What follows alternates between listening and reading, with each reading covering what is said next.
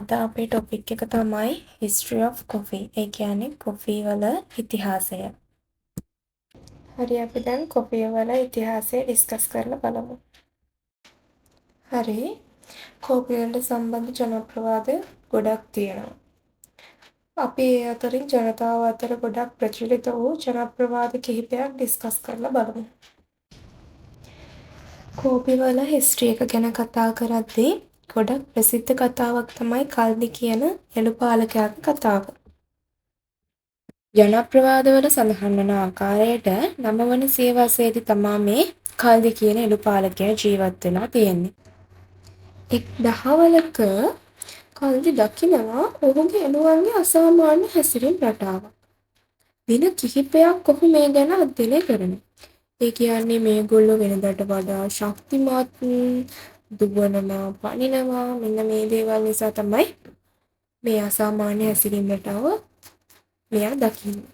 එතකොට මේ ගැන ඇති වුණු කුතුහලය නිසා කල්දි මේ එළුවන් පිටිපස්සේ ගිහිල්ලා බලනවා. එහිදී කල්දි දකිනවා මේ එළුවන් කුඩා වල්පඳුරක ඇති එක්තරා පළතුරු වර්ගයක් ආහාරයට ගන්නවා. ඉන්පසුව කල්දිත් මේ බෙරි වර්ගයේ කාලා බලනවා. මෙහි පළතුරු කොටස ආහාරයට ගන්නකොට ඉතා ප්‍රණීත රසයක් දැනුණත් ඇතුළේ තියෙන බීජ ආහාරයට ගැනීමට අපහසුයි කියලා කල්දිට තේරුම් යනවා. ඊට පස්සේ කල්දි මේ බෙරි ටිකක් ගමට අරගෙන යනවා. ගිහින් පූජකයන්ට දෙනවා. ඕන් මේ බලලා මේවා කෑමට සුදුසු නැති යක්ෂයාගේ ආහාර. හිමත් නැත්තම් යක්ෂයාගේ පළතුරු කියලා ඒ ළඟ තිබුණු ගිනි මැලයකට විසික් කරලා දානවා. ඊට පස්සේ කල්දි මේ ගිනි මැලේ රසයෙන් රෝස්ට් වෙච්ච කොෆි බීන් ටික ගෙදර අරගෙන යනවා. ගිහිල්ලා මේ රෝස්ට් වෙච්ච කොෆි බීන් ටික වතුරට දාලා උණු කරලා බලනවා. ඉන්පසු කල්දිට දුඹුරු පාට දීරයක් දක්නට හම්බ වෙනවා. ඉන්පසු ඔහු ඒ පානය කරලා බලනවා. ඔහුට ඉතා ප්‍රණීත රසයක් සුවඳක් ඒකෙන් දැනෙනවා. ඉන්පසු මෙම කෝපි පානය කල්දිගෙන් ජනතාව අතරට ගිහිල්ලා ප්‍රසිද්ධ වුණා කියලා තමයි ජනප්‍රවාදවල සඳහන් වෙන්නේ. ජනප්‍රවාදවල සඳහන් වන අයුරින් මිනිසුන් අතර තවත් ජනප්‍රිය වූ කතාවක් තමයි මේ ෂේක් කුමාර් යන පුද්ගලයාගේ කතාව. මොහු යෙමනයේ මුකා කියන රීජන් එකේ ජීවත් වූ පූජකවරයෙක්.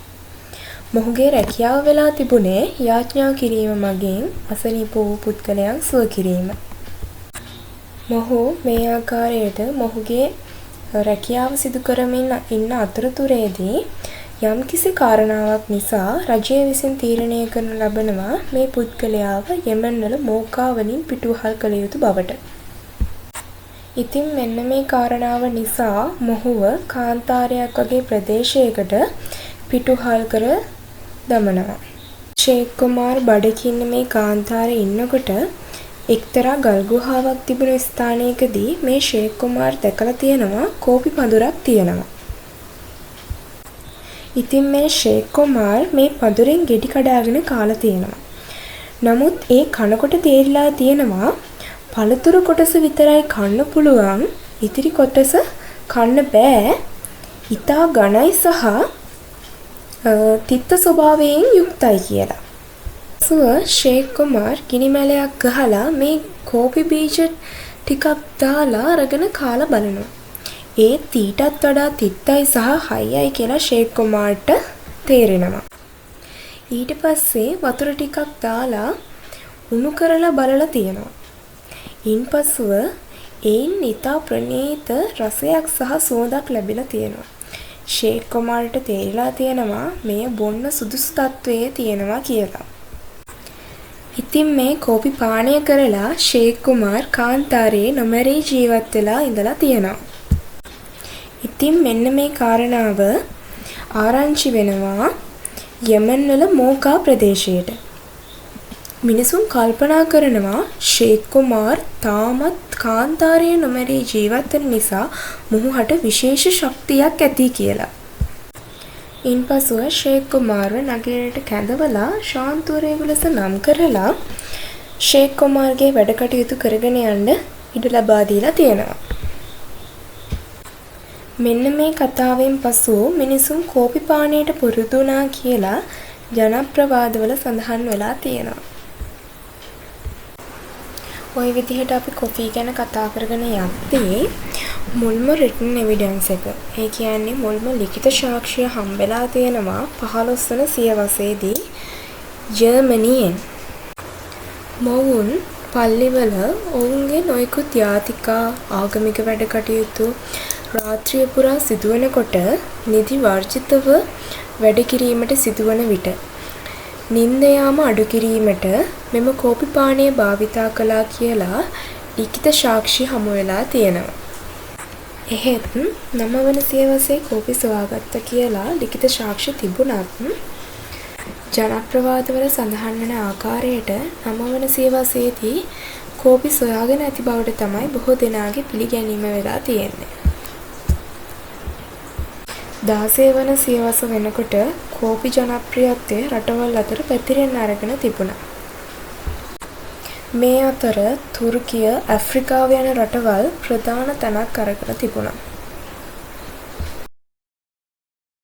පොරොත්තුක් තිබුණා ඇෆ්‍රිකන් රටවල් වලින් මිඩල් ඊස්ට් කන්ට්‍රි වලට, එහෙමත් නැත්නම් මැද පෙරදිග රටවල් වලට කෝපි අපනයනය කරද්දී කෝපි තම්බලා එහෙමත් නැත්නම් ජීවාණුහරණය කරලා තමා වෙනත් රටවල් වලට අපනයනය කරේ. ඒගොල්ලෝ මෙහෙම තම්බලා නැත්නම් ජීවාණුහරණය කරලා බීජ අපනයනය කරේ. එතකොට මේ බීජ පැල කරලා මේගොල්ලන්ට පැල ලබා ගැනීමට බැරි වෙන නිසා. එම හේතුව නිසා මිඩල් ඊස්ට් කන්ට්‍රි වලට සිදු වුණා දිගින් දිගටම ඇෆ්‍රිකානු රටවලින් මේ බීජ මිලදී ගැනීමට. නමුත් 1670 දී සෆිබාබා පුත්තාන් නැමැති වෙළෙන්දා පැල කිරීමට සුදුසු බීජ ටිකක් පපුවේ බැඳගෙන ගෙනල්ලා ඉන්දියාවට ලබා දෙනවා.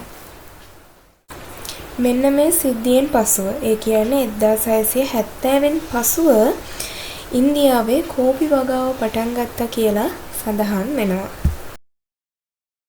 මේ වන විට ඉතාලියේ වෙනීස් නගරයේ මේ කෝපි පානය ප්‍රසිද්ධියට පත් වෙලා තිබුණා. ඉතාලියේ වෙනීස් නගරයේ සිට ඉතාලියේ වෙනත් නගරවලටද කෝපි පැතිරී ගියා. ඔය විදිහට 1600 ගණන් වල වගේ කෝපි පානය යුරෝපයේ ඉතා ප්‍රසිද්ධ බීමක් බවට පත් වීගෙන යන අතරේ සාමාන්‍ය යුරෝපීය ජනතාව අතර මතයක් ගොඩනැගුණා. ඇෆ්‍රිකන් රටවලින් යුරෝපයට මෙම කෝපි පානය ආව නිසා මේ මුස්ලිම් පානයක්, මේ ක්‍රිස්තියානි පානයක් නෙවෙයි කියලා මේ සාමාන්‍ය ජනතාව මේ කෝපි පානය නැවැත්තුවා. මේ වන විට ඉතාලියේ හිටියා 8 වෙනි ක්ලෙමට් කියලා පාප් වහන්සේ නමක්. මෙතුමා කෝපි පානයට ඉතා ප්‍රිය කරන අයෙක්.